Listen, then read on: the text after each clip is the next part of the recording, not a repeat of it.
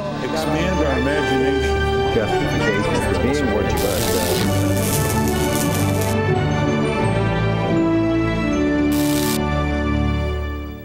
And welcome to our weekly live edition of Washington Unplugged. I'm Bob Orr. Well, it's been another day of fast-moving events in Egypt. President Hosni Mubarak now has stepped down. He's left Cairo for his resort home in Sharm el-Sheikh.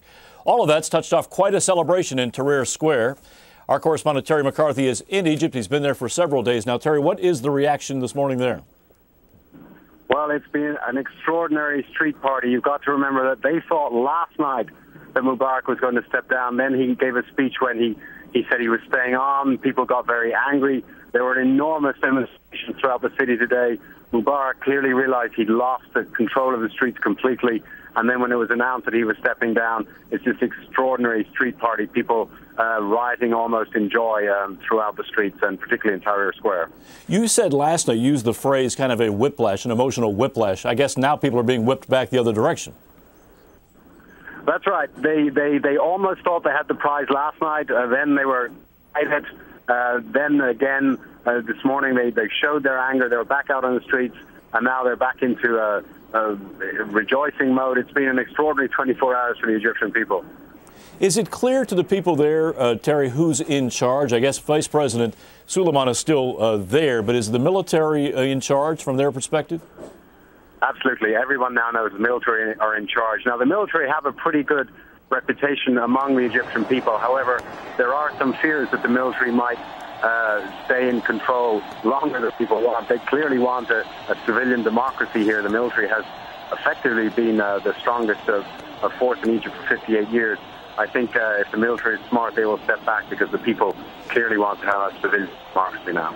We've watched some pictures through the day of the square. We see fireworks going off and people clearly in a festive mood. What happens next for the protesters? This has been an 18-day effort now. Do they just simply go home, or what's your sense of what's going to happen next? Well, I suspect they will continue partying in that square for quite some time. Just the solidarity of being with so many other people and being able to demonstrate is a pretty new experience for Egyptians. But I think, yes, you're right, that in the coming days that those people will drift back home. The whole rationale for the protests will now evaporate, and things will start to return slowly to normal. People have made a singular demand till now, saying that Mubarak must go. Now that's happened. What do they want to see happen now, though? Because reform is going to take some time. What do they want to see happen in the short term? Well, in the short term, I think they want to see a number of changes to the Constitution. They want to see the emergency law lifted. You know, Mubarak had ruled Egypt under emergency law for 30 years, which gave the police extraordinary powers to arrest without warrant and so on and so forth. They want that lifted, and the military said already today that would be lifted when this crisis is over. Longer term, they want free and fair elections, and they want civilian leadership to take control. The elections are still, as we understand, set for September. Is any chance that's going to happen sooner? What is your sense there? I think they cannot really rush those elections because it will take them some time to make the necessary change to the Constitution. There's quite a lot of legal issues they have to work their way through. So I suspect the date of the elections will not be pulled forward. All right, Terry McCarthy reporting for us from Egypt. Thanks very much, Terry, for your insights today. Good talking about it.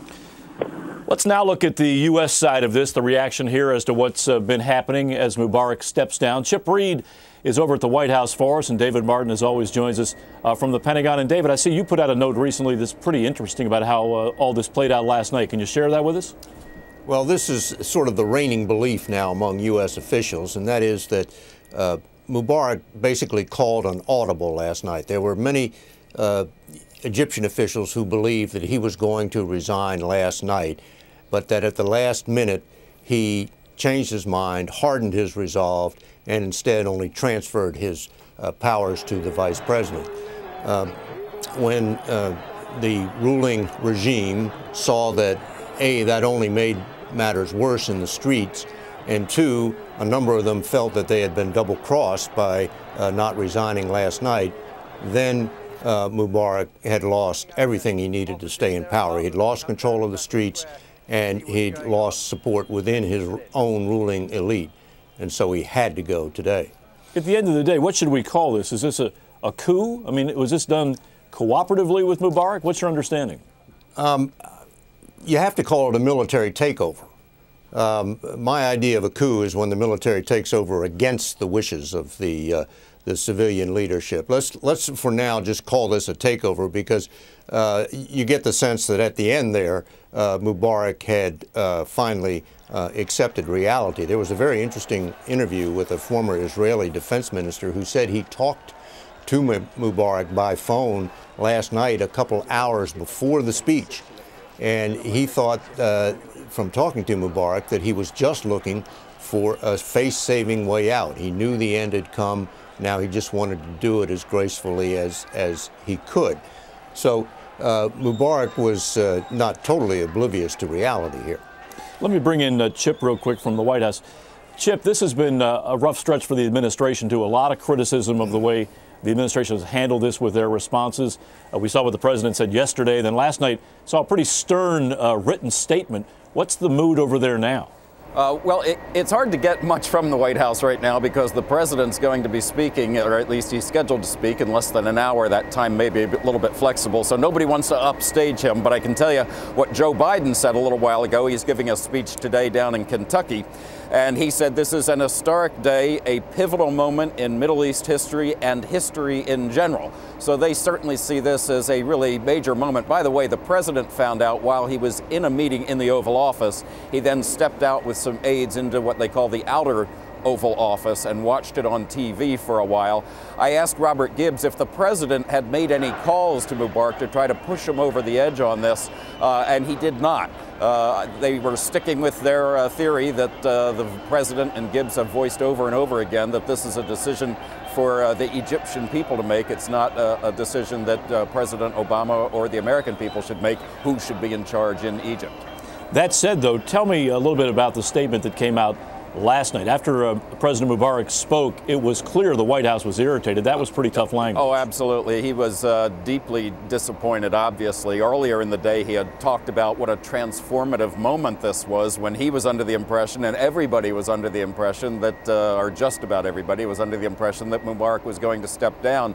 And the statement last night was the toughest one that we've heard from him yet. Well, we didn't hear. We had it on paper, but it was tough. And I think you were going to get another statement like that, perhaps even stronger today, if Mubarak had not stepped down. Now I think it's going to be a combination of talking about what an historic occasion this is, but also I think that they're going to have to shift from holding Mubarak's feet to the fire to holding the Egyptian military's feet to the fire. I don't think they want to let a day go by where they're not reminding the Egyptian military that this is a temporary measure on a path to democracy. And on that point, let me go back to David. David, you've made the point in the past that the government here feels like the Egyptian military has acted very professionally. Is that still the view?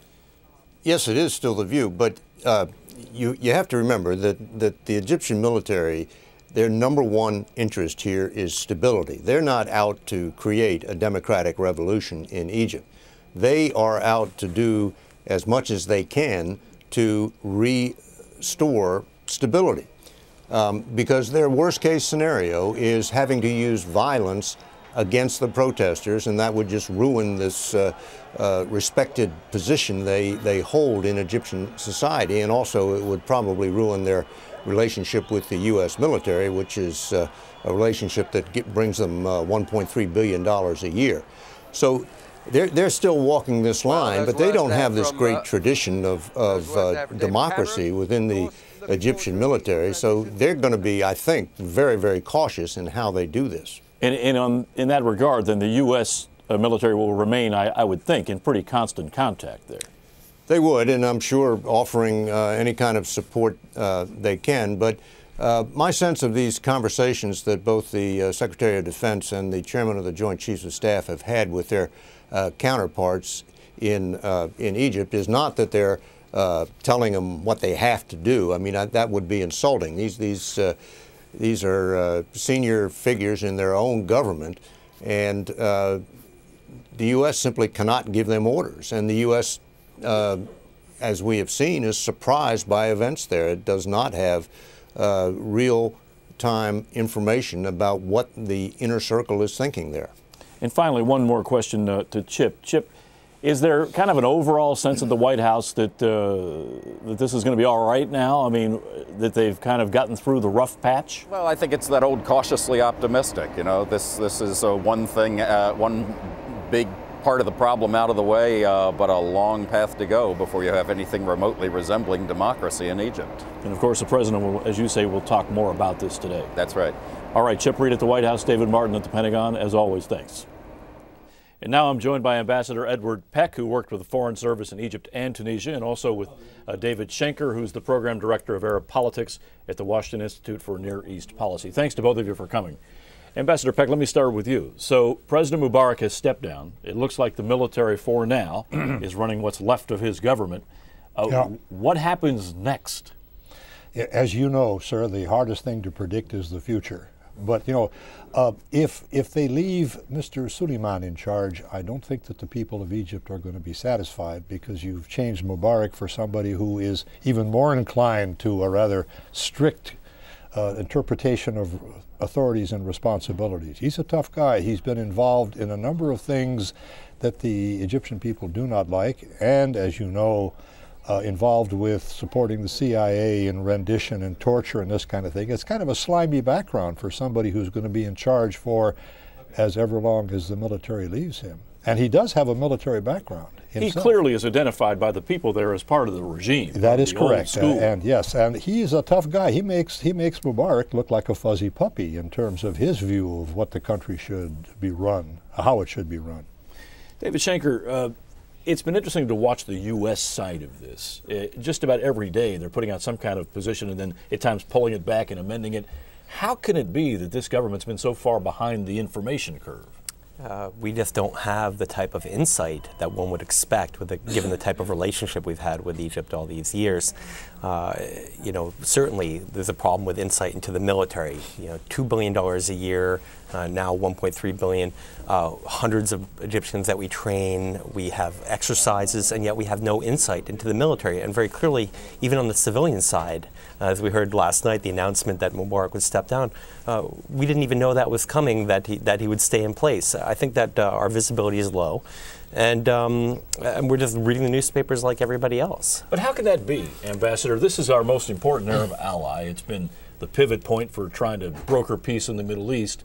How can it be that we don't have a better, closer understanding of what's going on there? I think that one of the problems that Mr. Mubarak faced, and I have not spoken with him in a long time, he used to be able to recognize me in a small crowd, and now he would have no possibility of that. But one of the problems that he faces is that the Egyptian people, for reasons which are understandable, do not like the policies of the Egyptian government in terms of its acquiescence in and occasionally support for what's happening to the Palestinians right next door. They don't like it for reasons rational or otherwise, and they resent the fact that they are seen as toadies, if you will, and being jerked around by the American puppet masters, and that's why Mubarak said several times, I don't want to be pushed from outside. You know, that's not your business, guys.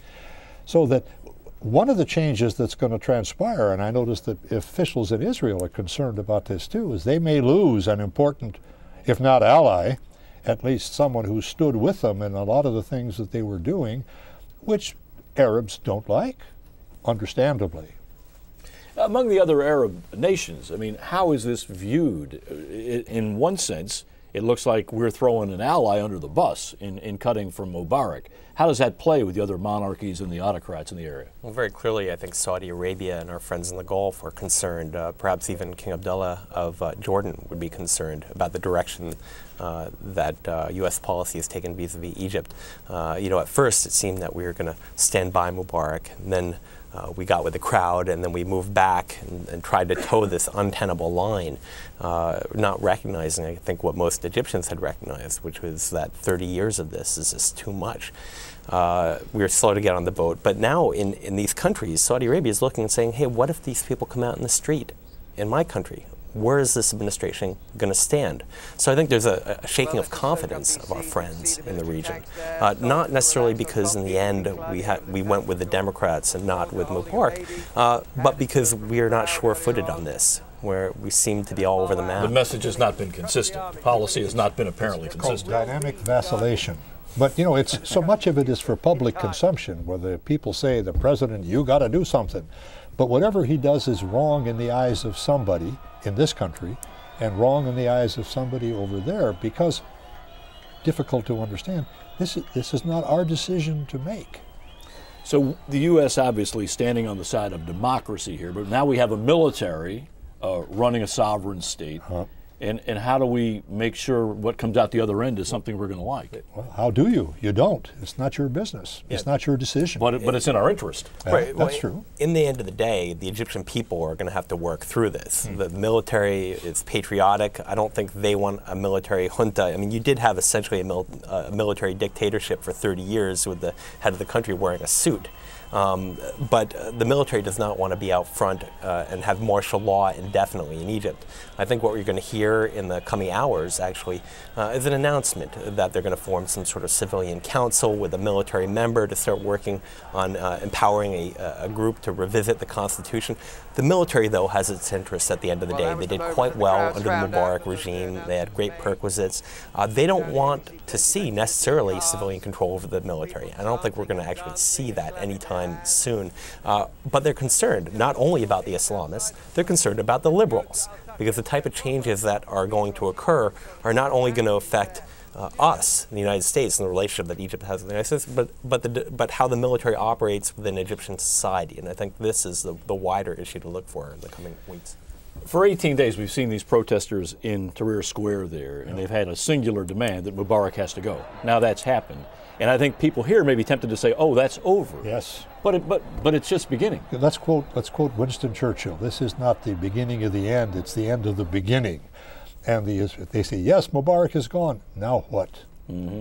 Because they're faced with a difficult situation. It just takes one or two generals to say, hey, I kind of like being in charge. That's happened before. And it's certainly going to hit Mr. Suleiman hard, who has probably always been, you know, a little trickle of saliva. Yeah, that's what I want. Can he stay? Can Suleiman stay? Well, listen, I think that the crowds, it's unclear whether the crowds will go home, whether now that they've smelled blood, essentially gotten rid of Mubarak, whether they will work on sort of a de-Baathification process, as it were, in Cairo. Yeah, I agree with that. They'll look at anybody who is close to the regime, so that could mean Suleiman, or it could even mean people who were slightly further away, who would be acceptable to the military. People like Ahmed Shafiq, who was former military, who is NDP, but doesn't have that sort of corruption air about him, who did good things as a minister of civil aviation. Is widely respected both within the military and in the civilian community, but just because he has the NDP moniker, this may finish him. And if it keeps on going like that and touches people like Tantawi, the head of the head of the armed forces, then we could see a real problem here. Whether at what point people will demobilize, from the streets, will go home. In just our last minute, Ambassador, what should we watch for here? What are the key things to look for? Well, from the American perspective, and that's really all we can do, the Egyptians will decide for themselves. The best outcome, and I think that you would agree with me, is a government that transitions into something resembling a democracy.